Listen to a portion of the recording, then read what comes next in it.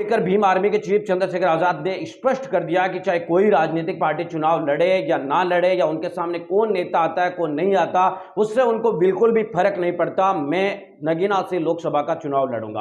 Bhim army के chief और Azad Samaj party के अध्यक्ष चंद्रशेखर आजाद ने अपने एक सोशल मीडिया पर प्लेटफॉर्म पर लाइव आकर इस वीडियो के अंदर इस बात की जानकारी दी। साथ ही अलग अलग प्लेटफॉर्म पर उन्होंने कई न्यूज चैनल को दिए इंटरव्यू के अंदर भी इस बात की पुष्टि की है कि नगीना से हर कीमत पर वो लोकसभा का चुनाव लड़ना चाहते हैं। उन्होंने कहा कि नगीना से उनकी तरफ से पूरी तैयारी नगीना के ऊपर की जा रही है। नगीना की एक सीट जीतकर वो लोकसभा के अंदर जाना चाहते हैं और लोकसभा में प्रतिनिधित्व दलित, पिछड़े, आदिवासी और अल्पसंख्यक साथ साथ गरीब लोगों का करना चाहते हैं। भीम आर्मी के चीफ चंद्रशेखर आजाद को लेकर पिछले कई दिनों से जो वीडियो वायरल होता रहा था, उसको लेकर भी उनसे जब सवाल पूछा गया कि जयंत चौधरी और अखिलेश यादव को आप लगातार उनके बारे में बोल रहे हैं, तो चंद्रशेखर आजाद ने कहा बिल्कुल मैं जो बात बोल रहा हूं वो सही है। भारतीय जनता पार्टी के खिलाफ हम अकेले अपने दम पर चुनाव है वो पिछले कई दिनों से लड़ रहे हैं। उन्होंने कहा कि भारतीय जनता पार्टी को हराने की हम सिचुएशन में अकेले कोई भी नहीं हो सकता, इसके चलते हम सभी से रिक्वेस्ट करते हैं कि साथ आए। लेकिन अगर वो साथ नहीं आ रहे हैं तो भी चंद्रशेखर आजाद अकेला पहले भी लड़ता रहा था और आगे भी लोकसभा का चुनाव है वो चंद्रशेखर आजाद अकेला अपने दम पर